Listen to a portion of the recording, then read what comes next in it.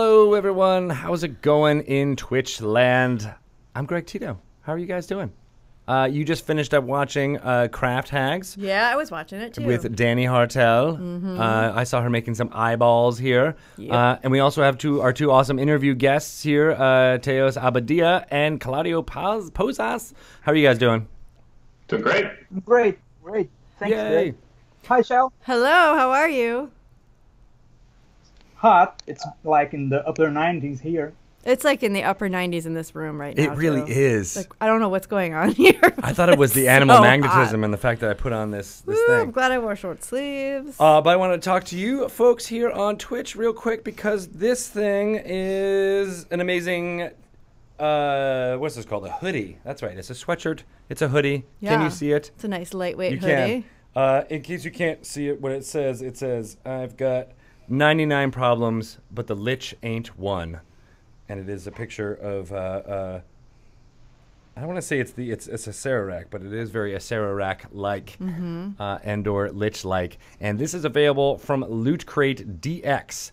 If you get that, you have to order it by April 19th. So that's why I make sure then how'd you I let people know about it. Well, you know, I get things a little bit early from Hillary so that we can talk about it here. But it's in and they always happen to be your size. They just have. I'm sweating in it now. Size. So you can have. I mean, we'll give this away to all of our friends after this. With Greg Tito sweat on it. Yeah, exactly. Oh my God. That's amazing. That's how we make them hot profits. The phones are ringing off the hook right now. So many profits. Obo Crazy is saying that the lights are bright. The lights are too bright, or that's just because you can't wear shades? Our sparkling personality. Maybe that's what it is. That could be it. Maybe. But again, yeah, if you guys want this hero hoodie, you can go to lootcrate.com and get it there. It's the DX bundle. It is not the standard Loot Crate one, so make sure you keep that in mind. And I closed my tabs here, so I don't actually have the D&D news thing open that I need to have open. Well, it's a nice sweatshirt. To give you, I think you might have a code involved too. Is there a code? No code. No code. No code, says Pelham. I trust Pelham. I believe him. I think I believe him this time around. I usually don't. My inside rolls. Speaking of our D&D campaign, he's got some shady things going on in the adventure that we've been doing. Pelham. For sure. All right, so I want to make sure I said that on the Twitch because people, it'll be by the time this goes up, I think it will be after April 19th, if I'm correct. It's future. And I usually am. Yes, this one. Oh, actually, no. This one is scheduled for 4/12. So maybe I will add that into the actual outro as we record this. All right, so we're gonna start the actual interview for real. Before that, we're gonna do a quick midtro, which basically just gets from the segment to the interview. Okay, sound like a plan, you guys? Yeah. Like, and then I promise you don't need to be waiting and looking at us anymore. Too bad we don't have a green room. These guys would be This is the green room. It's the Skype green room. Kind of. No snacks though. No, he's got the water, exactly. Oh, there you go. All right, so ready to start recording whenever you... All right, yay.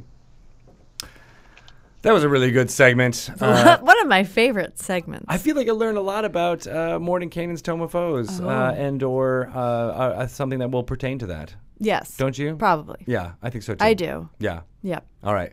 But I think without talking about it too much and making up things that we don't know what we're listening to, maybe we should just go right and call up our interview folks. What do you think about that? Yes. All right.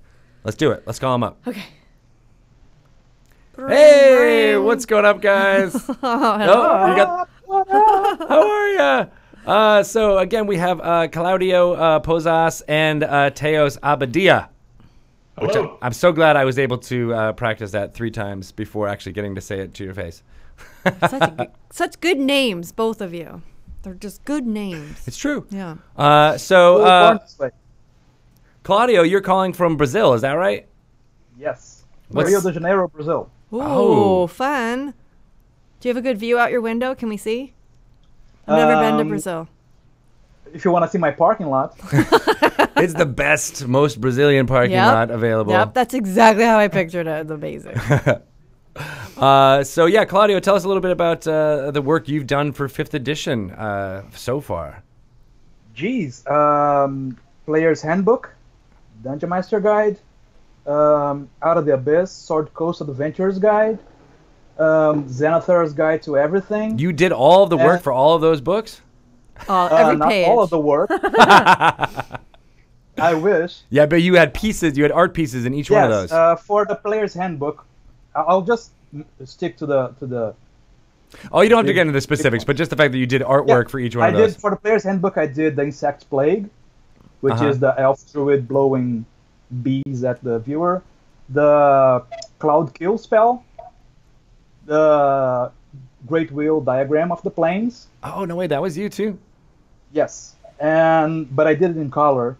It came out on the book in sepia. You can go to my website and you can see it in color. Ooh, Oh. I like it in color. And buy a print. And in the Dungeon Master Guide, I did the Feywild, the picture of the Feywild. Oh, cool. Nice. You're everywhere. So I don't know what I can say about what I did for More Than Kindness. You have to ask people around you. Give me a green light. I think you have all the green lights. Yeah, but we'll get to that in a little bit. So Teos, tell us about what you've been doing most recently here for Dungeons and Dragons. Sure. So first I have to say, Claudio, that I absolutely love Insect Plague. That's one of my favorite pieces of art. I love the way the insects swarm around that caster. That's amazing. And also your Demogorgon is just superb. So what I've done is particularly writing a lot of adventures. And the most recent ones I've done that folks are probably aware of are the D&D Open, the previous 2 years, not this year, but the last 2 years. Writing an epic for the D&D Adventures League, adventures like the Artifact, and you were talking about Adamantine Chef, so I've got my own adventures on the Guild. And my current project that's really awesome is writing an adventure series for Dwarven Forge as part of their last Kickstarter. Oh, and then nice. I've got a super secret project that I can't wait till it's announced, but I can't yet. But it's a fun, super secret project. We're full of secrets here on the podcast No, it's different today. than my super secret project. I know, It's right? amazing. We've each got something secret. We're all keeping secrets from each other. Is it Too safe? many secrets. C-Tech Astronomy. Awesome. So you guys are like coming at this from almost like two different angles where Teos, you're writing the words and the adventure, and Claudio, you are providing the visuals and the artwork. But we had you guys on this podcast together because you're both grew up playing Dungeons and Dragons in an area not in the continental United States. Yeah, that's always interesting for us to talk about. Teos, why don't you tell us a little bit about what it was like playing D&D in Colombia? Sure. So I was born in the States, but when I was 2 years old, I moved to Cali, Colombia. And in Colombia, I went to school, and around the age of 11, my mom actually realized that I was not fitting in with kids. Oh. And she said, you know what? And it was totally true. I mean, I was really struggling trying to find friends. And she said, you know, there's this group of older kids, and they're playing this game, and I think you'd really dig it. And it's called Dungeons and Dragons. So it's the reverse of satanic panic. That we've talked about. And she said, you know, I think it would be awesome. And it seems like it's a really kind of smart game, and there's a lot of reading involved. I think you'll like it. And so I started playing with these older kids, and it was just terrific. And then those became really fast friends. And then actually my mom, a second time when we were in the States, later on around high school age, she found another group that was actually in her class because she was an English teacher. And she said, you know, this is another group of really cool kids, and you should hang out with them and play D&D. So I did that too, and they've been lifelong friends. So Really? Yeah, and then I would also, when I was in Colombia, I would also run all kinds of games for the neighborhood, which were a lot kind of more crazier games where we'd bring in all kinds of influences. So what was it about D&D that your mom knew it would appeal to you? Like, why is she so progressive? How did she know? Yeah. Well, my mom's the kind of person who sees a banned book and immediately wants to teach it. Because that's got to be interesting, right? Yeah. And my dad's that way too. My dad's an artist, and so both of them were very much unafraid of something that might be controversial. And they were very much hippies in the 70s. So the idea of something that's interesting and fantastic and creative was perfect for two teachers that were my parents. Yeah. That's cool. Was the satanic panic a thing in Colombia? Not particularly, no. I don't recall anyone being worried about that aspect. But the hardest thing was that there were no products, at least where I was. So anything came from the States, and it was very hard to get a hold of it. So whatever if you were able to travel to the States or you knew someone who did, you would get some product, and it was like a precious gem brought back. And it's all in cellophane wrappers at some toy store. So you grab it and just hope that whatever you just used your few dollars on is really gonna provide a ton of fun when you get back home. And you would mash whatever you got together, regardless of what edition it was from, and just play away. That's how we feel about Kinder eggs. Whenever anybody leaves the country, like, bring me back all the Kinder eggs. Buy as many as you can. Get them. Not the Kinder Joys. Those are, we can get them now, but they're not as good. They're not as good. Yeah, exactly. You need the little capsule.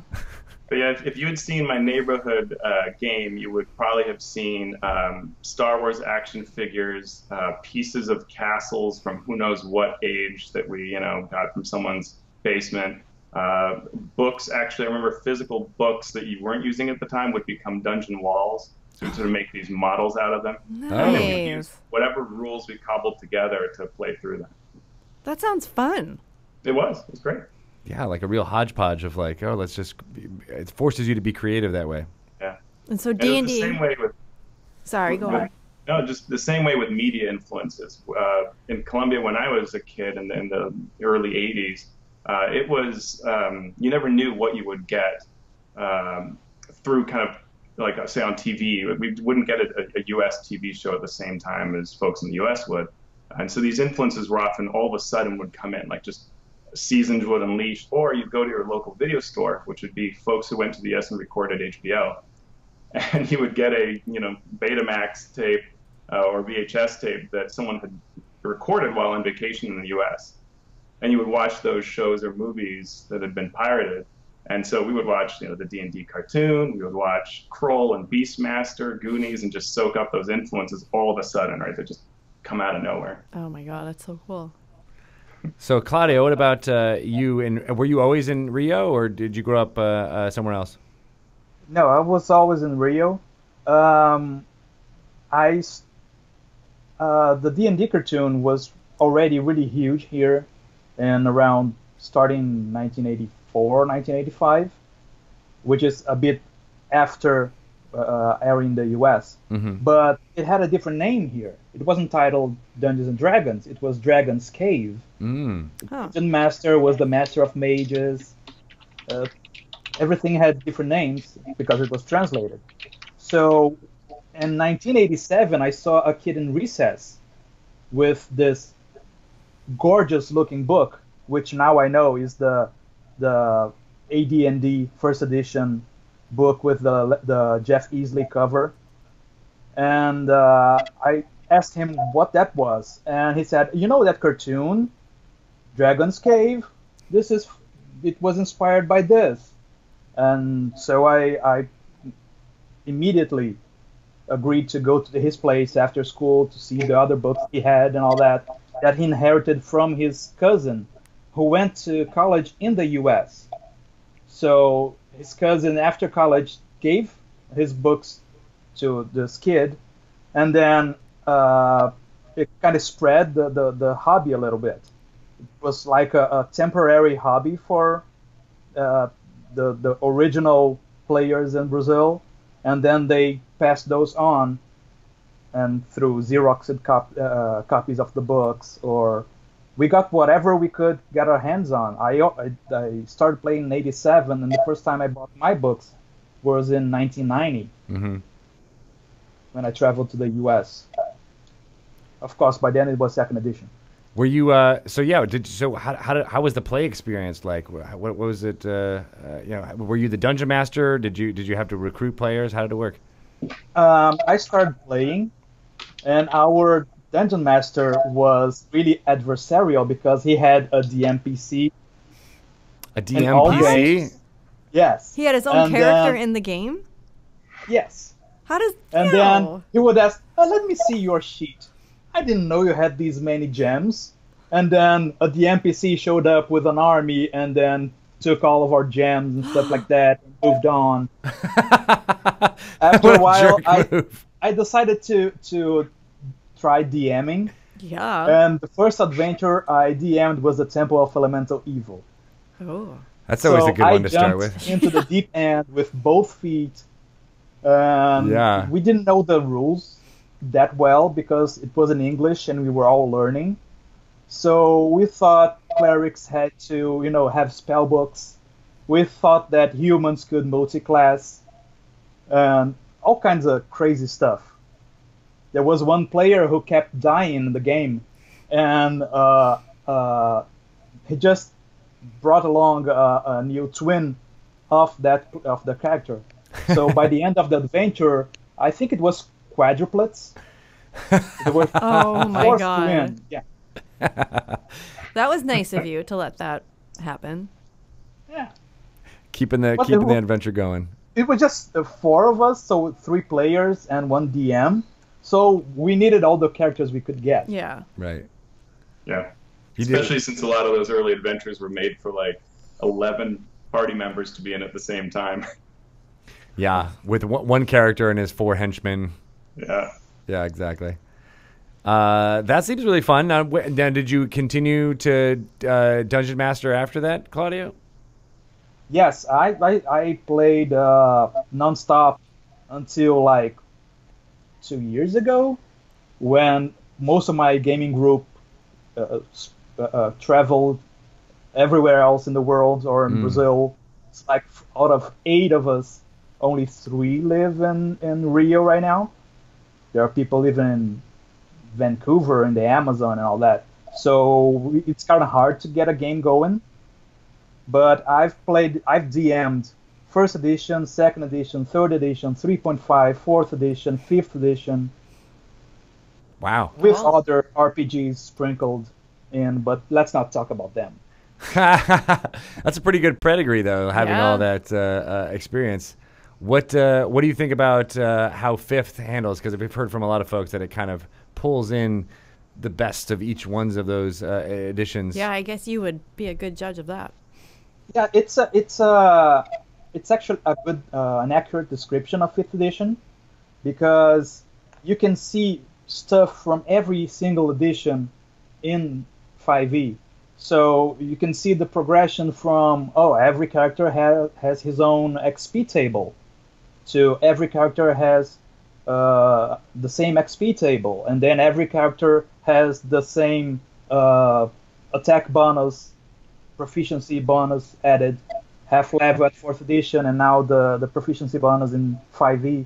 Yeah. So it's like you can draw a through line from OD&D to 5th edition and find pretty much everything from all editions in the game right now.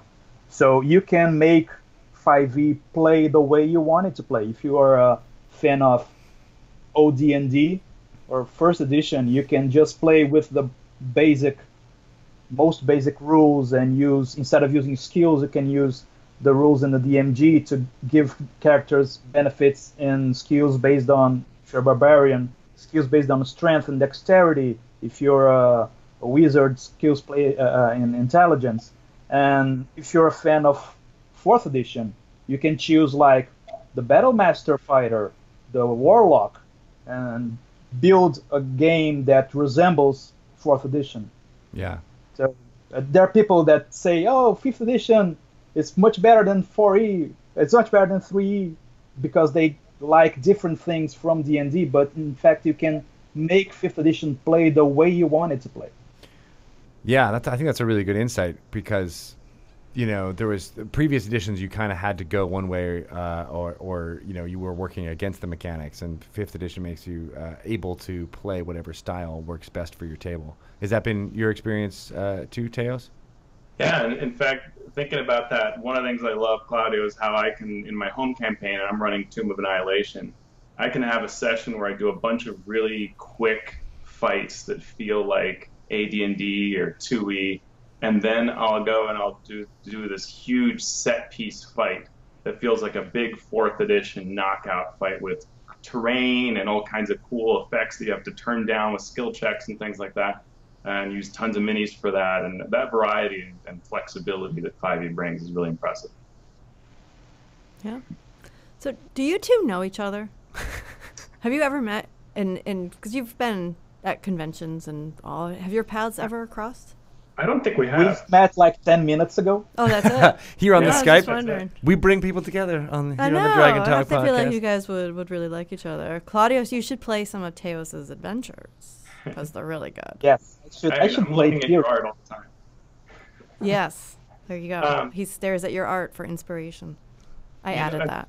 One of the nice things about Brazil, I mean, I always think about Brazil positively, not just because I've been there and it's an awesome country, but because of the community there. They really have a lot of role players, and they're active online a lot, and have been for a long time, even before Twitter was a big deal or any of these kinds of sites. They would be, on the Wizards of the Coast forums back when those existed.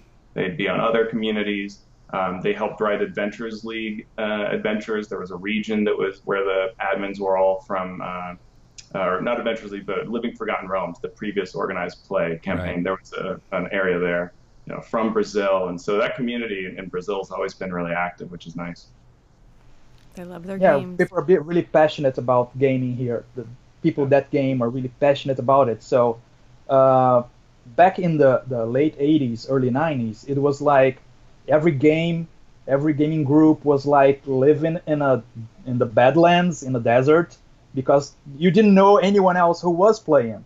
And then you met one guy who also played that wasn't part of your group, and then both groups would merge into a giant, 16 people gaming group, and trading people back and forth and all that. But now it's great because we are starting to have conventions and stuff. And it's really a golden age for role-playing games and for D&D in Brazil.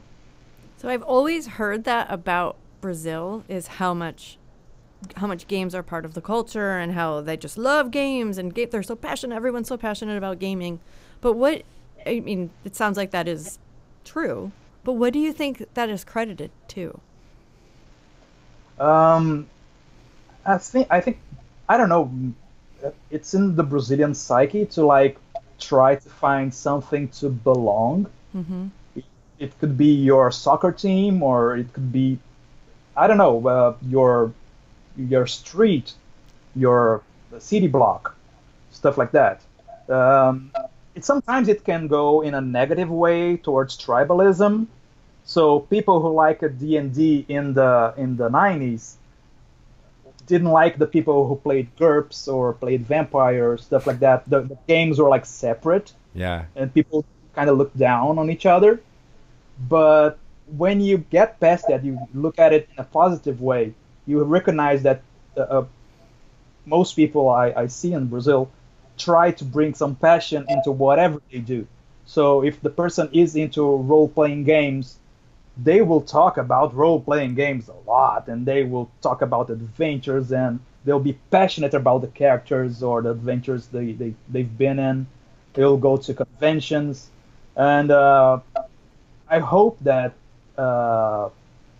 this culture continues to grow in Brazil, so we can all have events every week, and like you guys have in the US, you have the convention season. Mm-hmm. Yeah. With convention every weekend and stuff like that I know you guys must love going to everything. Every one of them. For 6 months in a row. It gets very exhausting. But I hope that develops here some more. That's a good point around that community or the acceptance of games and wanting to come together. When I grew up in Colombia, one of the things I recall seeing all the time was people who would be on a street, especially older folks who would be on a street just playing in a side table, whatever it might be, parcheesi, some other board game, just backgammon, games like that out in public was something you'd see all the time. So it doesn't surprise me that role-playing games can catch on so quickly in Latin America.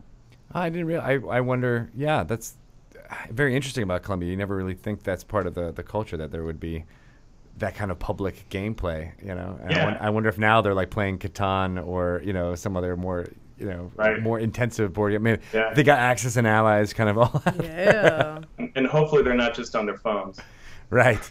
The scourge of all our young generations, Yeah. wherever we are.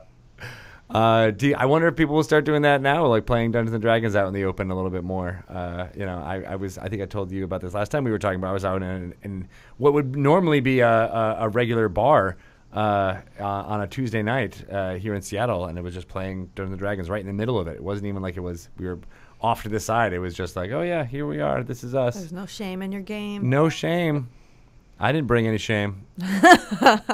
Well, whenever I've traveled, it's not been hard for me to find games when I travel internationally. I sadly don't travel to Latin America that often, but I do travel to Europe from time to time for work. And I've been impressed about how when I get a group together, it tends to be an international group of sort of expats who are in whatever country I'm in. So last time was in Belgium, and I think one person was from Korea, one person was from Portugal. I mean, it's just, from all over the place. Right? You can just bring people together like that in a gaming store. See? That is cool. It is Bringing like people together. it's a shared language. I mean, so when you were in Colombia, were you speaking Spanish when you were playing? Yeah, well, both, because I went to an international school, and people there were from all over the place. I think I had a Dutch group of brothers that played, half Chinese, half Mexican, I think, were two of the other brothers. That was the dungeon master. So folks from all over the place. And my neighborhood was all folks from Colombia. So with the neighborhood group, it was always in Spanish, 100%.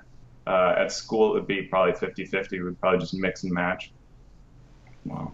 But what really helps is the great art that's starting to come out in 5th edition that shows so much diversity in the different folks. Like Volo's guide has, and I know they're podcast listeners, but if you turn to page 5, there's this awesome art. Yeah. And it's a great scene, but if you look at the characters depicted there, right? Like when I see things like that, I go, yeah, okay. I know that the folks back that I grew up with would look at this and go, okay, this is a game that any of us can play. And that makes a big difference. Yeah. Do you find that, Claudio, when you're creating some of this art, that it feels very much like you could, paint characters like yourself in there? Not exactly myself, but I've tried to sneak in from the very first third-party G20 products I started working on. Yeah.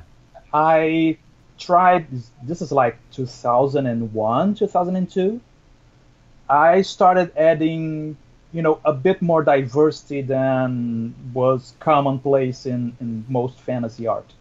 So trying to add people of different skin colors, people where their clothing is inspired by different types of cultures and different types of weather.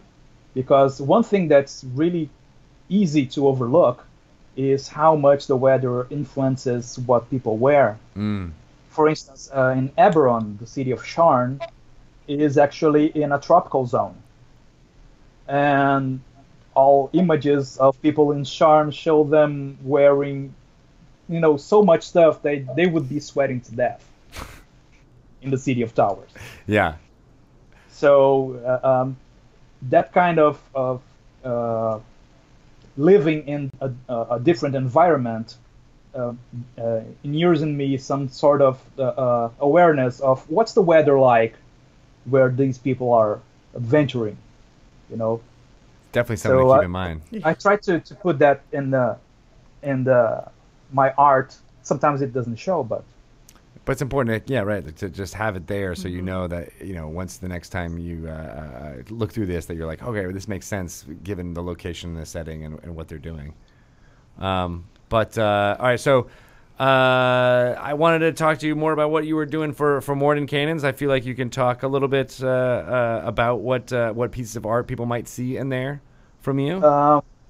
Yes, I can. If you're telling me to talk, I'll sure. talk. This is the time when we want to hype it up, right? So spill the beans. Yeah. So first of all, a shout out to Kate Irwin, the art director for D&D, and for Amy and Richard Witters, who are also part of the D&D art team. Yeah. Because they are awesome. And so Thanks for that. They'll appreciate that for sure. I know Yep. Kate works a lot with artists on developing the right image. So that's perfect. Thanks for that. No problem. My pleasure. I did I did Geryon, who was already previewed in the website in Dragon Plus, and he was the only devil I worked on. But as far as the Blood War goes, I'm playing all sides of the war, because I did Geryon, who's a devil.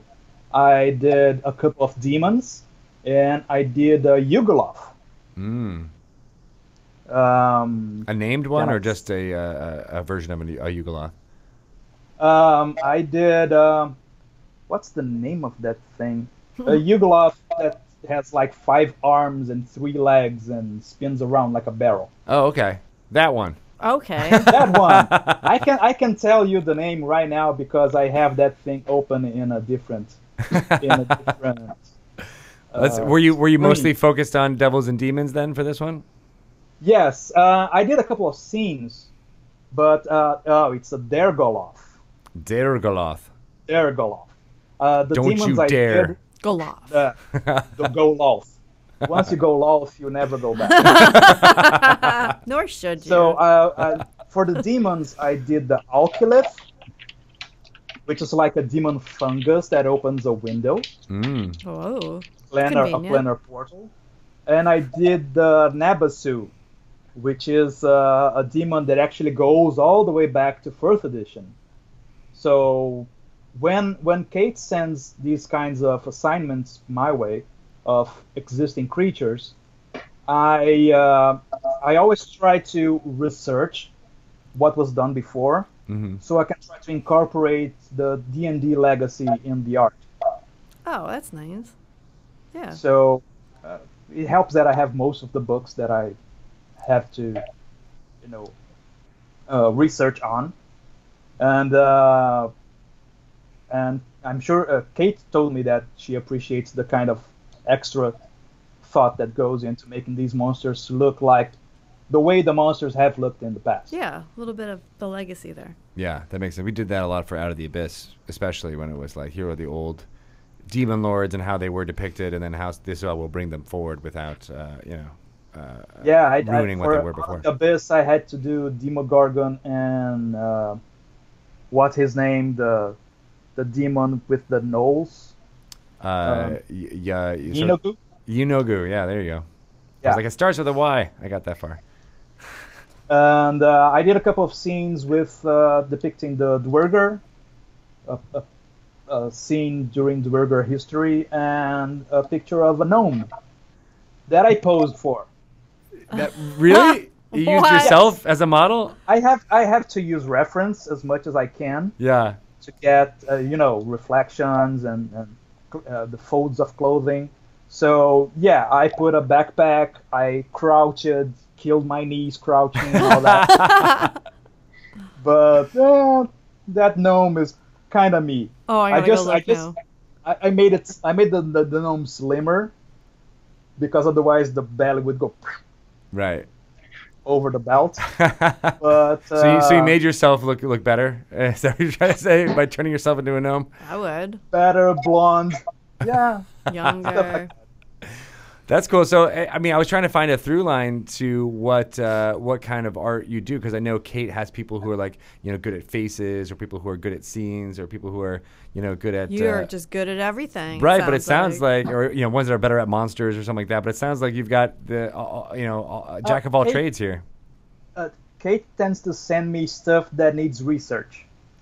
Oh, okay. She sent me stuff that have to look according to what it was in the past, or if there hasn't been a new design made by the concept artists, like by Richard or someone else. She sent me stuff that if I have to make it up, it will still be resonant with the history of D&D. That's sense. What happened with Geryon, because Geryon had a couple of different looks throughout the history of D&D, and I tried to bring him back to his original appearance in the first edition Monster Manual. Very cool stuff. Now, speaking of history, Teos, you like the flumph. Who Is doesn't? that putting an understatement on it? I'm a flumph advocate. You're pro flumph. I'm pro flumph. So where did that start? Was that from when you played back in the day, and have you always loved them, or has it grown of recent time? So I always enjoyed the Fiend Folio monsters, which is where the flumph originated, and there are a lot of really wacky, bizarre monsters in there. But it actually happened when I kind of made a mental connection of how the flumph is a bit like gamers. And maybe less so now because gaming is getting hip again. But look at what Claudio has. Gamers were thought of sort of as a bit silly and underappreciated. Can they and see so each I other? thought that, oh, sweet. Oh, And now he can, yeah. So very nice, Claudio. So I thought that gamers and flumps had a lot of similarities of being somebody that might be picked upon, unappreciated, when actually they're lawful good and fantastic. And so as I would talk online, I would sort of make this parallel and kind of say, hey, why not let's champion the little guy? And that's really how it became, not just because I loved them as a monster, but just that idea. And then as 5th edition was being worked on, I ended up having a couple of conversations with various designers just by fortune at Gen Con, and kind of advocated for the flumph. And later I was told that may be why that ended up happening, that it ended up included. It was just that kind of idea that Oh, that's oh, see, maybe you they speak did. for us. You championed for the little guy. I think your next project should be a children's book. The Lonely Flump. The Lonely The Flump. Lonely Little Flump. Who has to fart to get anywhere? Oh, that's why the other kids Together, pick kids on love them. that part. All right, Shelley, we'll write it together. Okay, I love it. That is. Confessions of a Lonely Flump. And Claudio, will you illustrate it for us? You know it. All right. I love flumps too. Whenever I started learning more about them, I used them as I think it was the basis of my extra life adventure during Out of the Abyss They are time, was cute. trying to figure out how flumps and adventurers could work together I mean, God, this really combines all this conversation, but they were basically trying to use Yunogo as a distraction for the Orcus, who is doing stuff with the Mind Flayers. Yeah, it had a whole backstory, but it basically ended up being like a whole geodesic dome of fluffs that were all together, that the player characters were traveling so they could basically fly before they had the power to fly. And they were all singing a song, I think, at the same time. Oh, Yeah, come on. psychically. Write this. I have notes for it. I didn't actually write Come it out as a on, real put it in adventure. the I'll put it in the Dungeon Master skills. Yeah. And then Teos would be like, "No, damn you, Tito." I love all flump influences. Yeah, It's all good. flump resurgence. All right, that makes sense. Ooh, we got another one.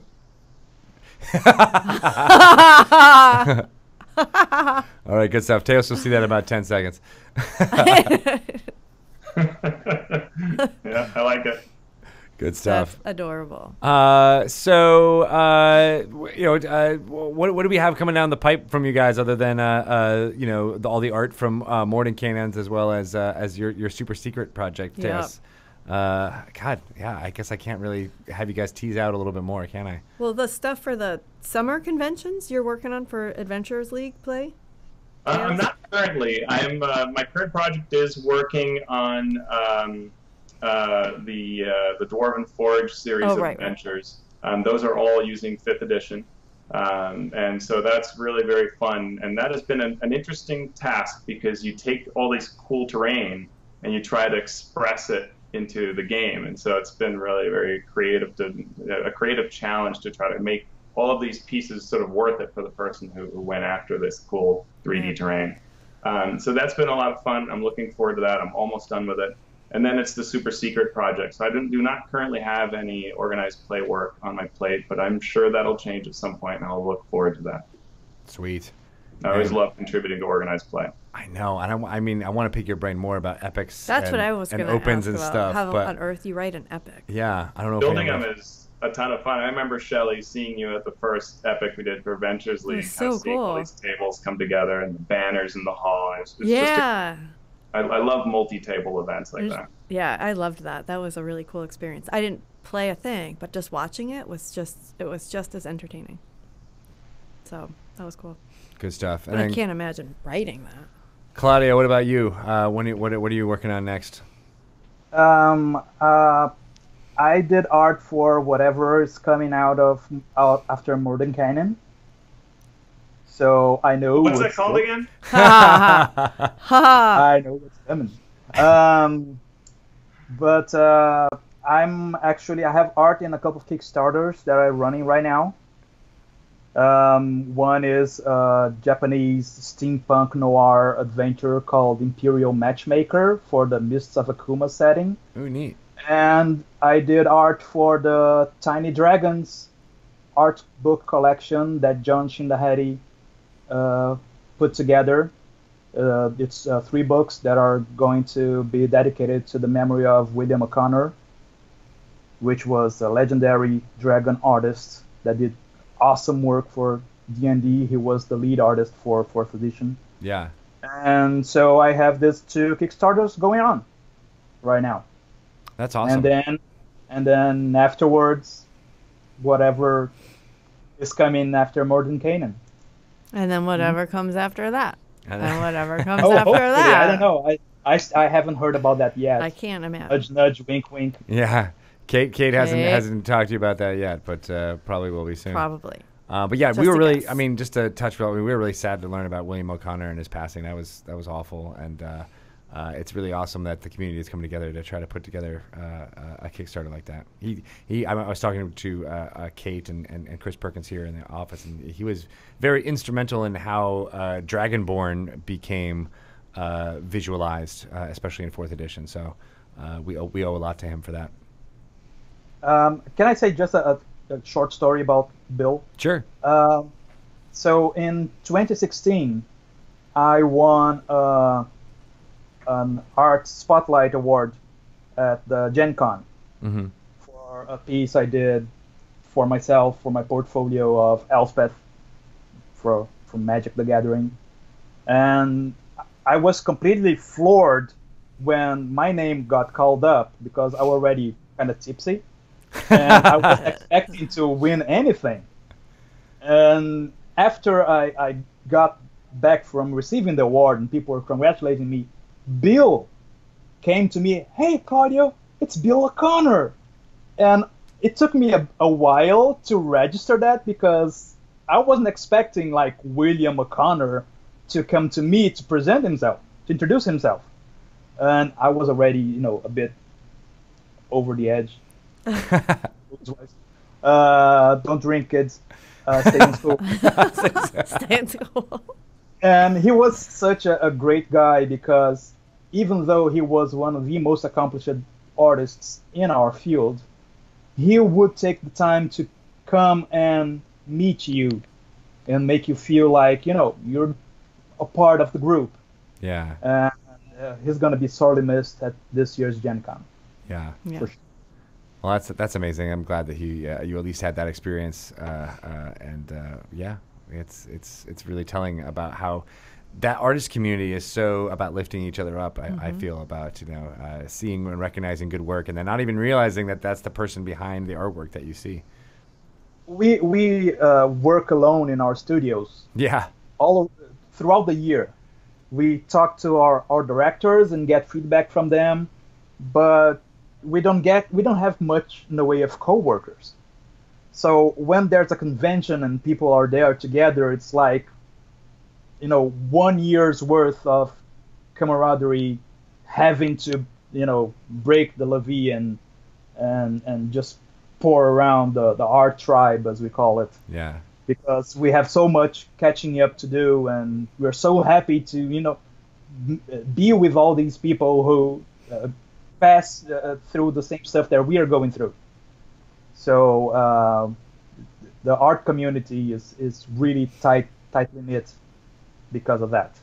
Cool. Just like the adventure writing community, right, Teos?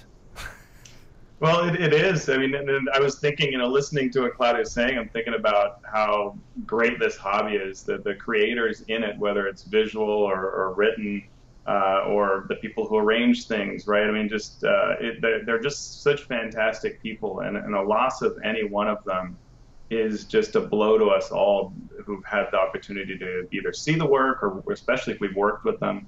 You know, if I ever want to get depressed, I just think about someone that I've worked with, and that, you know, someday they might come to an end, because it's just the things they create are so fantastic, and the way they behave, being part of a community, bringing other people in, it's invaluable. Yeah. I would never be where I was without that community of amazing creators that came before me and taught me how to do what I do. So it really is amazing when you see someone like that pass. You just think, wow, like that, you know, how fortunate we were to have their work, and how lucky we are to be in this kind of a community. Yeah, yeah. And there was even an article, I believe, in The Guardian this weekend.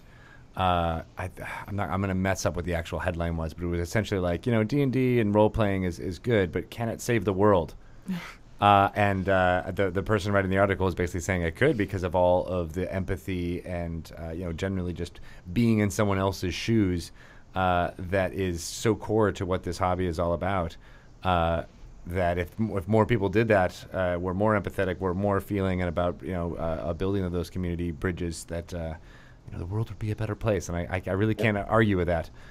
So thank you guys for being a part of that community and creating stuff within it. And Claudio, why don't you tell us exactly where people can find you online and learn more about your work, and where to buy prints, hopefully. Yes. So you can find me at my website. It's claudiopozas.com, CLAUDIOPOZAS.com. There's a link there for my social media, Facebook, Twitter, and Instagram, and a link to my two stores. One in print, where you can buy D&D prints, like a gigantic White Plume Mountain map or the diagram of the plains. And there's a link to my Society 6 store, where you can buy other prints, or you can buy apparel like the shirt I'm wearing right now, armor t-shirts with all printed all over with plate armor, leather armor, chainmail, which are also a big hit during the convention season. Awesome. What about you, Teos? I'm often on Twitter at AlphaStream, and by often I mean kind of always. And then I also blog in and around my projects at alphastream.org. And so I talk a lot about my campaigns and dungeon mastering and conventions. And if you ever want to hang out, the best place to do it is the Winter Fantasy Convention. I am usually at Origins and sometimes at Gen Con. But Winter Fantasy is a smaller kind of convention where it's very D&D focused, and it affords a great opportunity to kind of hang out and talk and play together. Very cool. I'll be at the Teos mentioned conventions. I'll be at the Gen Con Art Show. Oh, great. In Indianapolis, and the first weekend of August. So it's the only time I'll be in the U.S. this year. So anyone who want to come by and buy all my stuff, you're more than welcome. Okay. You don't want to carry it all home. If Shelly's there, I'll give her a free sketch. Oh my God. Because we go way back. Now I'm going to be there. Nice. Yeah, you have to hear our origin I don't get a free story. Sketch, but no. But I'll look at yours. If you're there, Greg, I'll draw Pennywise as Greg. Well, yeah. What's the deal with the class clown thing? Well, we talked about it in the last podcast that went live, and then he Claudio immediately went to Pennywise, which I was like, I'm not sure that's what I was going for, but oh no. Too late. It's all I see now when I look at you. It's One big red balloon. Yeah, and I'll just I'll get some sharp teeth, and it'll be crazy. Well, thank you guys so much for coming on to talk to us. Like I said, I love everything that you're doing, and it's a big facet of what Dungeons & Dragons is all about. So. Yes. Can't wait to hear more, and we'll talk to you guys again soon. It's an honor. Thank you. Thank you. Thanks for having us, man. No worries. Thanks. Bye, Our Shelly. pleasure. Bye, Greg. Goodbye. Bye. Bye, Teos. Bye, Claudio. I love them. Don't go. I love them. Don't go. Please stay here forever and ever. They're so good. They are really good. And I didn't even realize that as I was booking this. I that they were one is the words and the adventures, I and know, the other it's is like the you planned images. it. I know. I thought they knew each other. It's kind of weird. Well, they got to meet each other. But now they could be playing together. Facilitated a meet cute. It is live on air. On Dragon Talk. Yeah.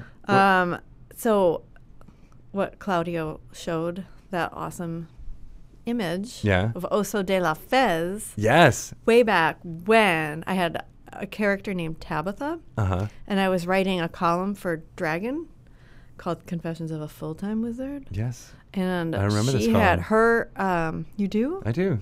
Her familiar was Oso de la Fez, and he was a retired show bear that she rescued from like a life of enslavement. No way.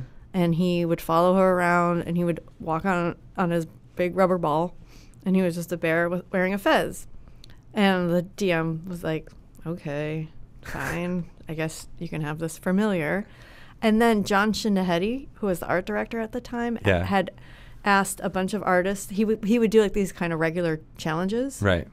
And a challenge came up, and he said, draw Oso de la Fez. And this amazing art came in for him. Aww. And then he actually is still, somebody statted him, and he became a familiar. No way. That you can actually still find. That's cool. Yes. Nice. And Claudio was the one that did the artwork for it? Yeah, he was he took the time to submit beautiful artwork for Oso, which I'm sure I still have because it was amazing. That is really cool. I mean, it was like, this is my fake bear that I made up, and now like these real honest to God artists took the time to draw him and bring him to life. Aww. It was amazing. I can't stop awing about that because it's very really sweet. Cute, right? It is very sweet. I know. That was really one of the coolest You know what things you should do? ever.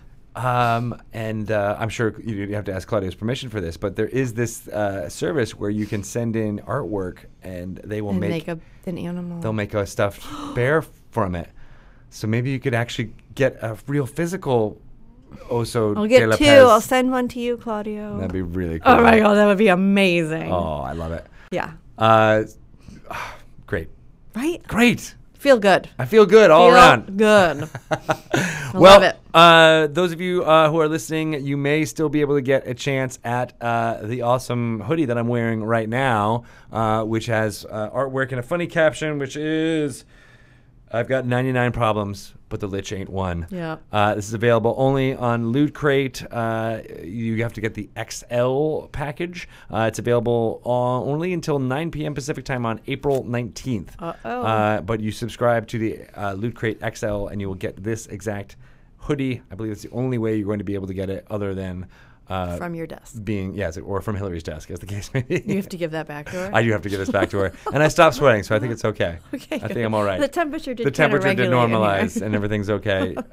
Mostly because we had two cool cats on the podcast. Oh, that's true. They're so chill. That's they right. Cooled everything down. That's right. I like it. Shelly, how can people find out about what you're doing? Well, you could go follow Avalon Hill on the Facebooks and the Twitter. Twitter is Avalon Hill 2, the number 2. And on Facebook, I think it's just Avalon Hill Games. And you can find me at Shelly Moo on Twitter because I talk about it too. Awesome. Yeah. And you? I'm Greg Tito on the Twitters, Greg_Tito on Instagram. Yep. And if you want to find out about this crazy game that we talk about, go to DungeonsandDragons.com. Oh, intuitive. Or you can check out DragonMag.com for the bi-monthly issues of Dragon Plus. Yep. Or get that Dragon Plus app on your phone. Take it with you. Android, iOS, and on the web, as I said. It is great. Lots of fun stuff in there, and free maps, free adventures. One of the most recent ones was written by Neverwinter's lead designer. Yeah. That's right. A man of many talents. A man of very many talents. So go jump in and check that out. Beautiful covers. Art directed by Shauna Wolf Narciso. She's awesome. She is awesome. As are all of our guests and all of our listeners. You guys are all awesome. And Ryan and Pelham too. Everyone is awesome. Everyone is awesome. Thank you guys. I think that's it. Okay. You want to knock it over? You do it. Seriously? You do it. Rocks fall, everyone die! Yeah!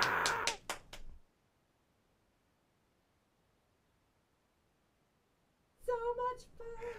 Hello, Twitch peoples. We are going to take a very short break and get right to our next interview with B. Dave Walters. He's awesome. He's on the line. I just got a message saying we got to test him out here on the Skype. So we'll do that very quickly. Thank you guys so much, and we'll be back in just a couple minutes. Don't forget, 4 p.m. tonight, Shelly is going to be up against Matt Warren, and it's going to be amazing. You're going to destroy him. I'm so scared. With your Githzerai or Githyanki? One of those. Nobody's supposed to know. It's Githy. Nobody's supposed to know. It's an hour from now. I think we can let it go. Let it go. Oh, and actually, we were gonna have that. We were gonna have a thing to show up, but we're not gonna do that right now. We're just gonna take a quick break. All right, back in just a couple minutes. All right, thanks, guys.